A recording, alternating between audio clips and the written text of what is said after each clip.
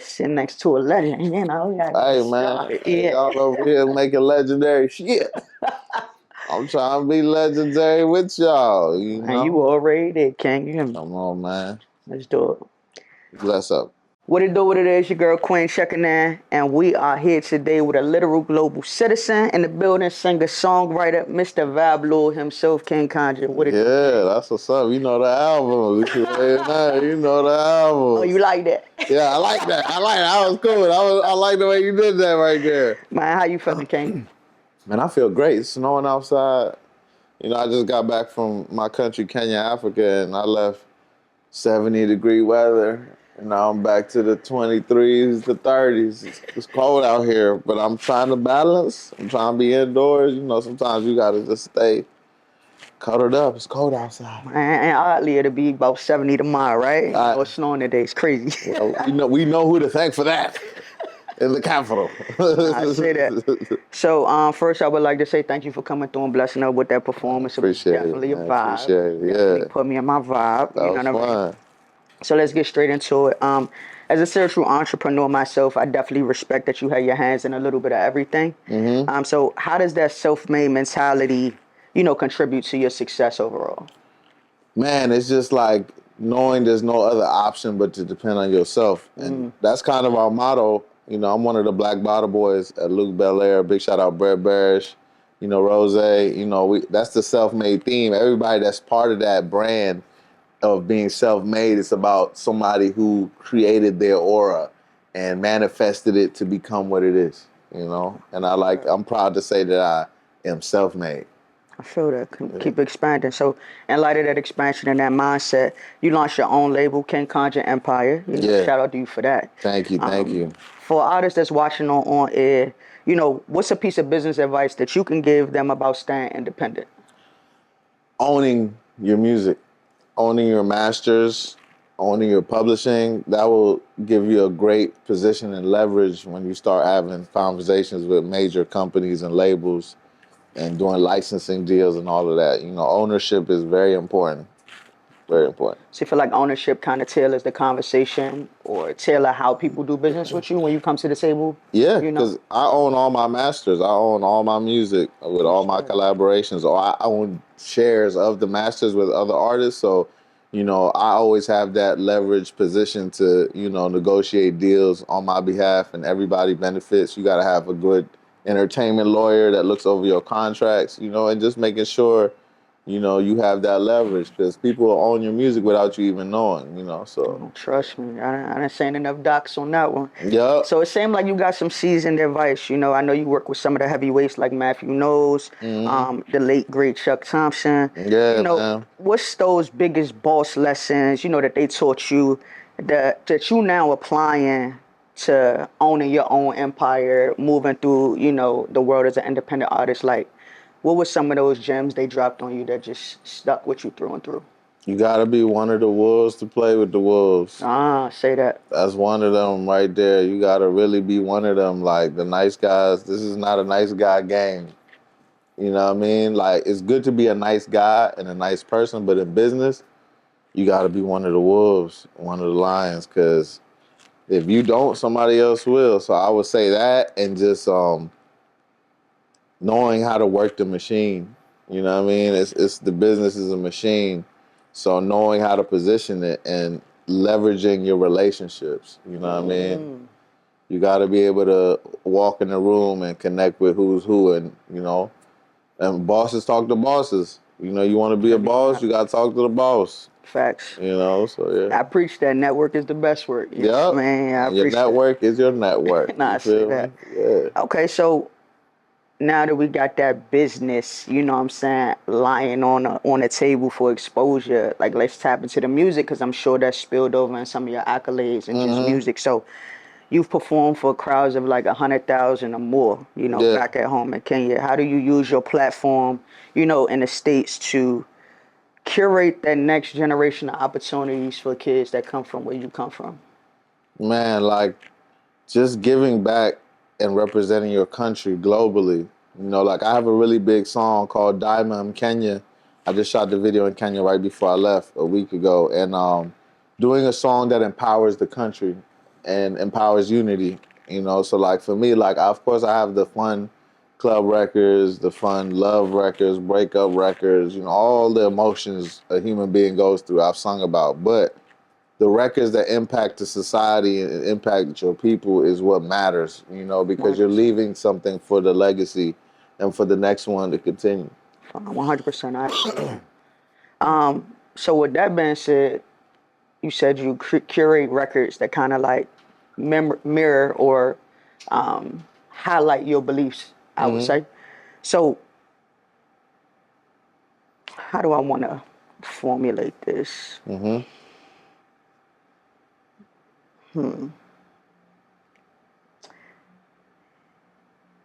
When it comes to the ladder, right? And I'll say the ladder meaning like reaching back, right? There's a culture here in the States where it's like people try to get to where they need to be first and then reach back. Do you feel like you adopt that same principle, or do you feel like once you get to this accolade, I'm bringing along, people that have worked or people that deserve the opportunity as you elevate, or do you, kind of hyper focus in on what you need to do and then send the ladder? I think the place you're from will always celebrate you last. So you got to be celebrated somewhere else. You got to be able to be that lone wolf to go and put yourself in the jungle somewhere and come out like, with the whole jungle screaming your name. Like you got to be able to rise in somewhere completely opposite of where you're from. And then you bring it back home. You know what I mean? And the people who are going to be with you, they're going to be with you on your journey. You know what I mean? Because once you get to a certain level, like it's hard to come back and get the same kind of love, Especially authentic. Exactly, authentic love. And you always want that, celebrate who celebrates you. That's what I say. I feel that. Trust me, I feel that. So, speaking of like crossing boundaries, you've crossed a lot of boundaries in music, even been nominated for Crossing Boundaries Award alongside like Wizkid, French Montana. What's the biggest challenge in making music that hits as hard as Nairobi club that it would in a DC lounge? How you master that? I like being in my surrounding. I like to become the surrounding of what I'm creating. Like a method actor. A method actor has to be in the environment, dressed and going through the certain things to become that character. And I feel like that's the music that's created based on where you at. Like, DC, we got Go-Go, Kenya, we got, we got all kinds of different music. Tanzania, you got bongo.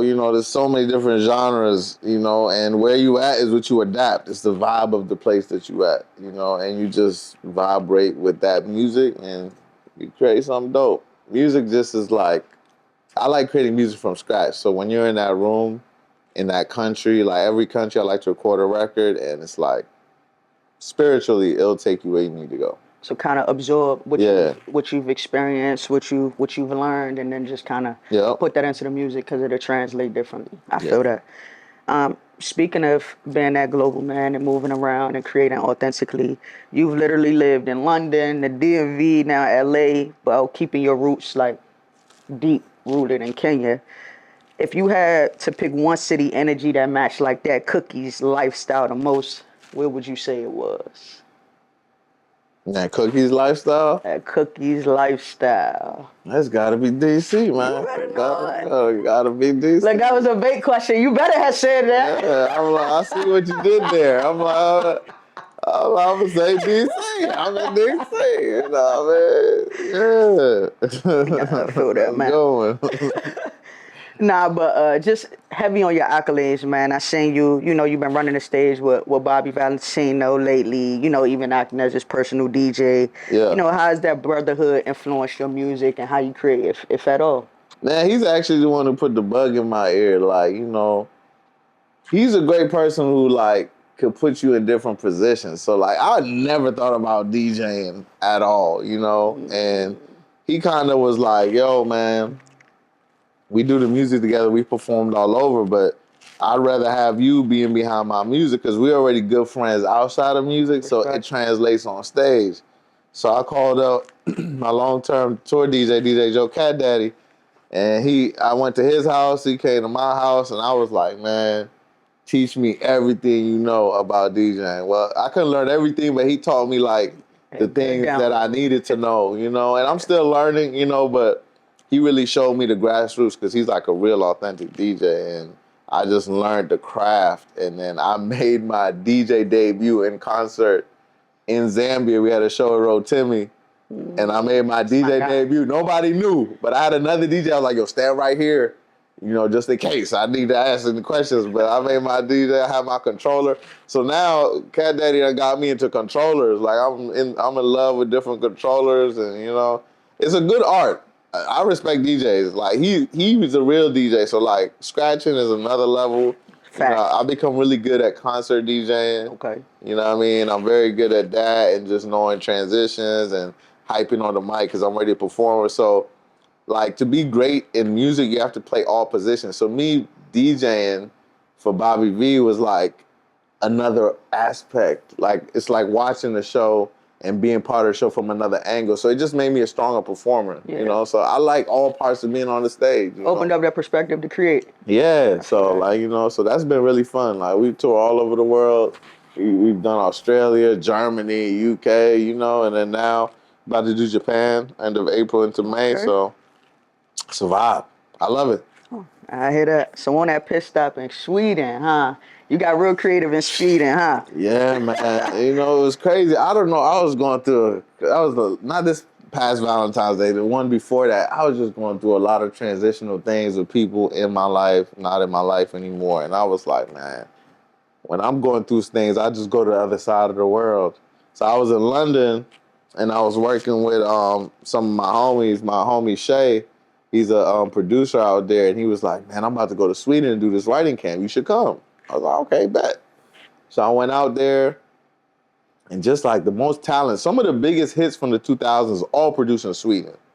Like Max Martin's from Sweden, like all those guys who did all those Britney Spears, Blackstreet Boys, like the core foundation of 2000 pop music was made in Sweden, or the producers are from Sweden. You know, so I did like some crazy records with some of the best songwriters, producers, and that's how I did this EP. I just released my 7th studio project, the Swedish Fika EP. You know, and the Fika is their coffee time. I was inspired by their culture. I went to Östersund, where I have some long-time family friends, and I just created school over there, which means like cheers, celebratory, you know, gesture, you know, when you're having a drink or celebrating with your friends. And, you know, it was just a great creative process. I love Sweden. I would definitely advise to go to Sweden. It's a vibe out. I've never been. I might go now. Really adopt the culture. Have a Swedish Fika, man. Maybe I go with you since you already got the Why not? Why not? We got a boat out there. Let's go ahead hit the boat. Okay, so since you created this EP and, you know, it just dropped, what was the inspiration behind that title? You know, how did it fit into your vibrations and just where you were? Man, I was like, you know what? Everyone there goes to have a coffee break every day. Everyone's like, let's go for a fika. So, like, I wanted to create music for that. Like, when you're on your coffee break, when you're on your moment of just, you know, so those songs on there, like Selena, was me singing about a song about, I met this beautiful Latina out there. Like, her name wasn't Selena, but I love the artist Selena. And I was just singing about what I would want to do with her. You know, sometimes you meet that woman that just inspires you to be like, man, I want to go around the world with you. You know, LA is one of my pit stops. So that's why you hear me talking about where we going, LA, you know, and just that sexy, sexy Latina. So that was Selena. I met a hot Latina in Sweden. And then I did the second song, Alone, going through breakups, whatever, you know, and that's where I was at the time in my mind. And then School is just like, you know, we out having a drink. So it shows the transitions of like, you know, of where I was at, what I was going through. You know, I feel that. In Sweden. And I always think it's easier for, you know, an audience to connect to a project when it's made with that level of authenticity, because your experience is 100% somebody else's, even if it's not directly, you know, correlating in the why or the when or the how, but the level of emotion that translates in music, I feel like it's therapeutic. So it's dope to hear artists creating from a very authentic space of feeling and, you know, all of those things. So we have this thing here that we always ask our artists, especially the ones that are inspirational. As we clear the air, what's one gem that the game has taught you that you want to leave on the culture today? Man, there's no friends in this business. There's no friends in this business.